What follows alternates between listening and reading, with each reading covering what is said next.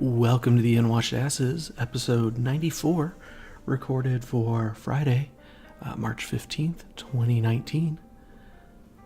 If you're listening to this and wondering why I'm almost mouth-sexing the microphone, you can have ridiculous history to thank, as I have been binging that series, and am quite enthralled with the dulcet tones of the hosts and their producer.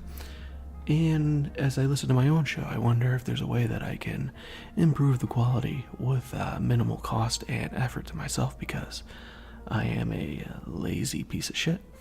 But I think it's mostly just leaning in real close to the microphone and whispering and then going so I get that little bit of a crackle to my voice. So this week been a bit tumultuous and looking to not necessarily broaden my horizons, but enjoy my time off from work, because this week has been a little bit rough. So this week, though, Destiny did launch its content, Season of the Drifter. Or was that last week? I don't remember, because I don't fact checked.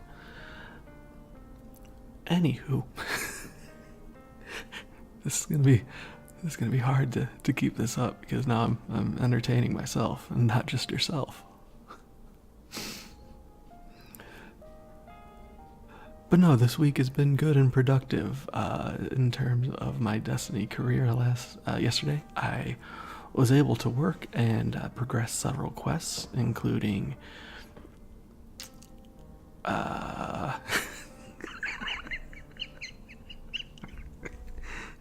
including activities that got me halfway towards earning Thorn, which was released on Tuesday. The Last Word, which I did get wrapped up today, and oh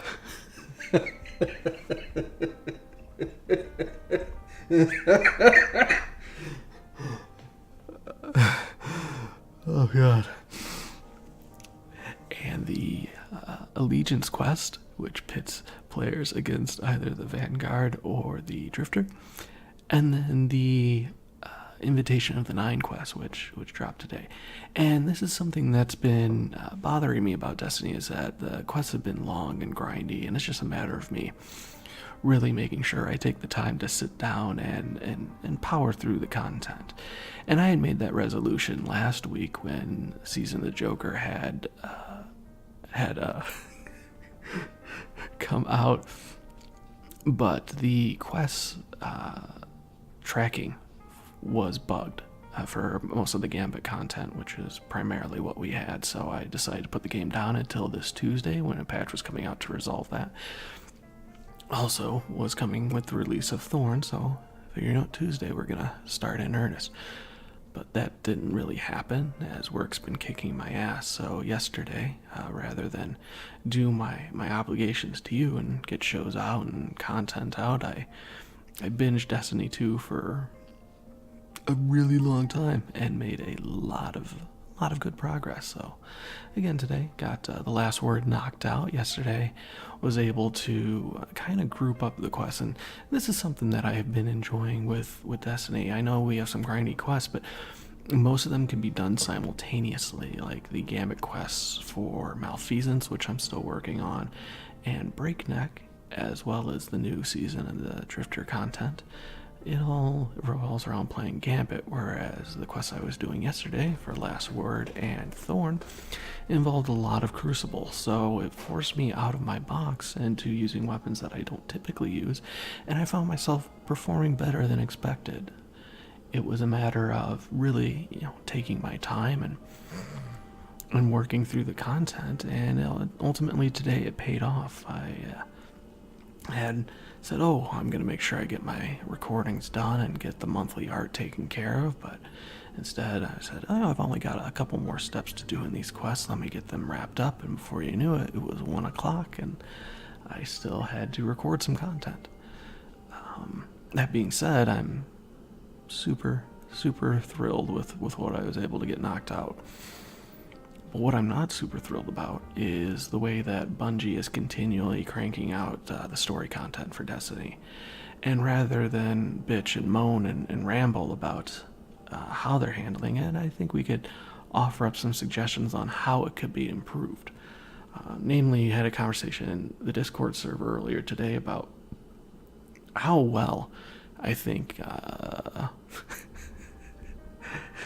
BioWare handled the storytelling in Anthem. Now, that being said, the main story is a bit of a drag. It's predictable and boring, but the way the side story was handled and the world was fleshed out and the NPCs developed is something I think Bungie could learn a lot from in terms of handling its own IP in Destiny. Now, there is a lot of lore, there is a lot of story beats, there is a lot happening in Destiny right now, but none of it is being told to the player directly. In their typical sense, all the major story beats are dropping in randomized grimoire cards, which you can't really control the drop rate of, and it's being told in a disjointed fashion. So say there's 10 lore entries for one book relating to one person or one topic, you can get entries 6 and 9 instead of 1, 2, and 3. So it doesn't make sense to really start reading these entries until you have all the pieces, but you don't necessarily know how to earn the pieces, and if you start looking for hints and tips on how to best farm them, you're just going to spoil yourself, and then ultimately you realize everybody is doing a collective effort and putting it all up on Ishtar Commander. Anyhow, the Ishtar Collective, not the Ishtar Commander. So if you're just going to go to a website to look up how to do it, why not just read the lore there anyhow? And that's what I and most folks interested in the story have been doing. And when folks have to go to a third-party website to read the story that you yourself should be telling, that's a failure on your part. And I'm not going to get into spoilers today, but there are massive, earth-shaking, world-changing things happening in the story of Destiny right now. And when I ask friends who play it but aren't necessarily as involved in the story as I am, I ask them basic questions like, do you know who this person or that person is? Do you know what this organization is? They have no idea. Yet these elements are so incredibly critical and important to what is currently happening in the game. It's frustrating as a player to see something so great go completely discarded to the side. And it makes me wonder, how could Bungie improve those efforts? And I think they could take a huge page from how BioWare handled Anthem.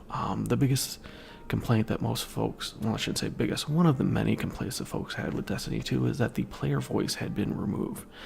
Now, granted, our Guardian wasn't super vocal in the first Destiny, and they've only had 2 or 3 lines to date so far in the sequel. I understand the concept of having a silent hero that allows the player to invest themselves more into the character. When I play Destiny, I feel that I am, my Guardian.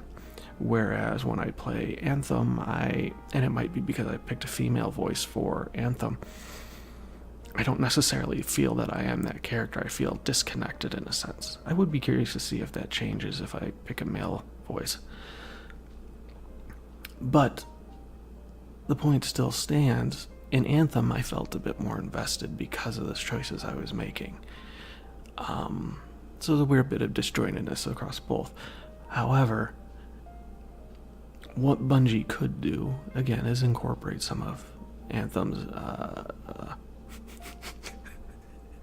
systems where we could grant the player character a voice and have them record several voice lines, maybe incorporate some of Mass Effect systems where when having a conversation with, say, Shaxx or Zavala, we could ask them pertinent questions about what's going on, say about a certain strike or what's happening in the Crucible, or like now, what's going on with the Drifter. We could explore those conversation options and then not necessarily have a choice, but give us a better way to flesh out the world directly from the characters living in it.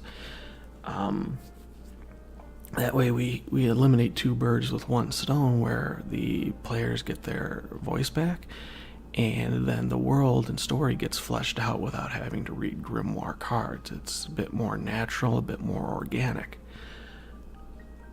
That being said, Bungie also needs to invest heavily into introducing more characters into the world itself.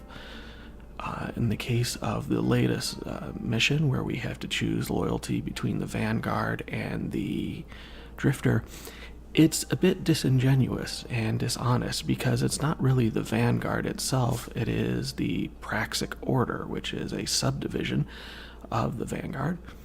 And not even the Praxic Order itself, it is a rather fanatical zealot named Honor.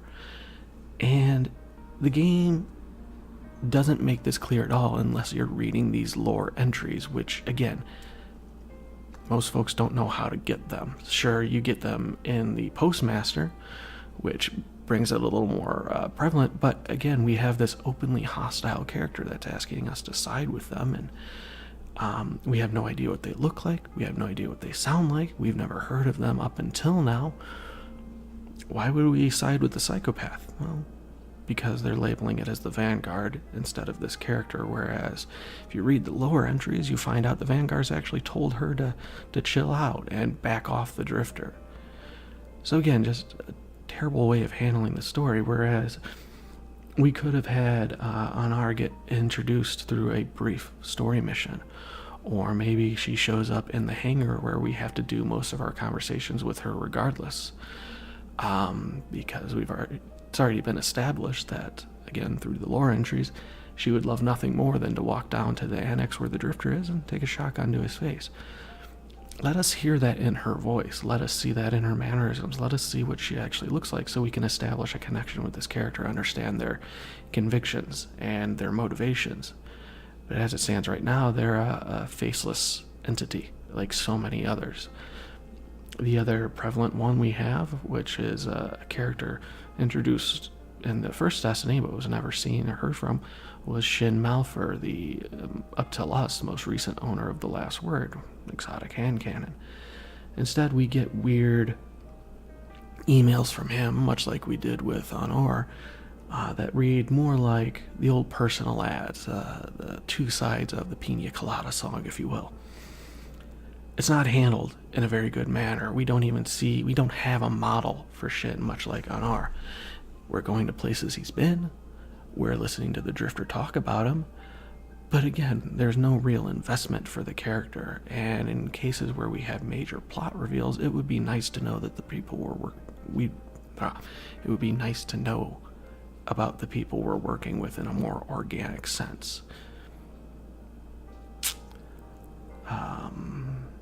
Other things that could be done would be introducing voice. It mostly just comes down to voice work. I mean, I'm not asking for full-blown rendered cinematics or even in-game cinematics, which they just did with the Drifter meeting the Emissary, and what WoW had done, Blizzard had done with WoW, was starting to use the in-game engine versus fully realized cinematics.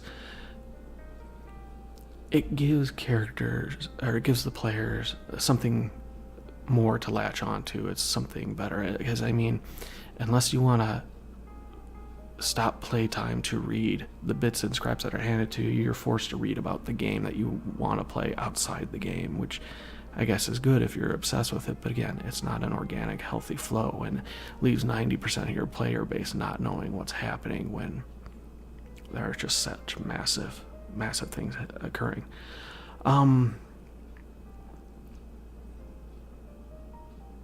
Beyond that, it's not really feeling like the Destiny of old, where I find myself strangely